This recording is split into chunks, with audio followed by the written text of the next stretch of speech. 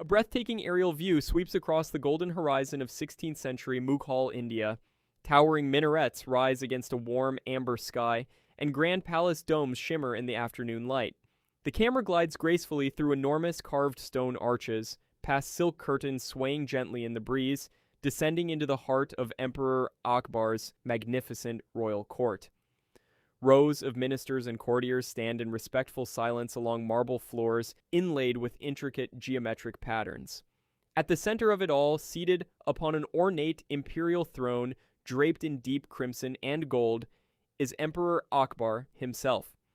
Approximately 35 to 40 years old, commanding yet warm, his jeweled turban catches the light as he surveys his court with quiet authority. What happens when an emperor asks a question that seems impossible to answer? The camera cuts sharply to a single figure standing calmly among the courtiers. Birbal. Intelligent eyes, a subtle mustache, dressed in elegant but simpler Mughal court clothing, he carries himself with the quiet confidence of a man who has never once been truly stumped. A sudden movement outside draws Akbar's attention. Through the grand latticed windows of the court, a flock of crows circles lazily above the palace courtyard, their dark wings cutting across the bright sky. Akbar watches them for a moment, and a slow, mischievous smile spreads across his face. He turns deliberately toward Birbal, leaning slightly forward on his throne, with the playful energy of a man who believes he has finally found the unanswerable question. "Birbal," the emperor says, his voice carrying effortlessly across the silent hall, "tell me, how many crows are there in my kingdom?" The question lands like a stone dropped into still water. Every minister freezes. Courtiers exchange wide-eyed, bewildered glances. Some shift uncomfortably on their feet. The silence stretches across the grand hall like a held breath. A close-up settles on Birbal's face. He does not panic. He does not hesitate in distress. His eyes move thoughtfully for just a moment, and then something shifts behind them. A quiet spark of calm certainty. The unmistakable look of a man who already knows exactly what he is going to say.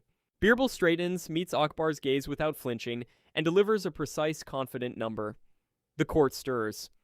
Akbar's eyebrows rise with genuine surprise, his expression caught somewhere between amusement and curiosity. He leans back slightly, studying Birbal with the careful attention of someone who suspects a trick but cannot yet see where it is hidden. "And what if my men count them?" Akbar asks, his tone measured and deliberate, "and your number turns out to be wrong." The question hangs in the air. Every eye in the court shifts back to Birbal. The ministers hold their breath, certain that this is the moment the clever advisor will finally be cornered. But Birbal simply smiles. Not a nervous smile. Not a deflecting smile. The calm, unhurried smile of someone who laid the trap himself and has been waiting patiently for everyone else to walk into it. Birbal speaks with perfect composure. "If there are more crows than my number," he says, "then their relatives have simply come to visit from neighboring kingdoms." A delightful visualization blooms across the courtyard outside, extra crows swooping in cheerfully from distant horizons, as though arriving for a grand family gathering.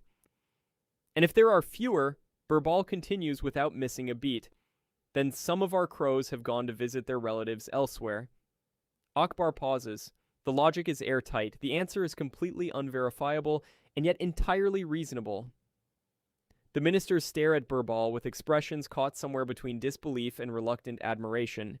Then Akbar's composure breaks. A deep, genuine laugh escapes him, rich and full, echoing through the marble halls. One by one, the entire royal court joins him, laughter rolling warmly through the grand chamber like sunlight filling a room.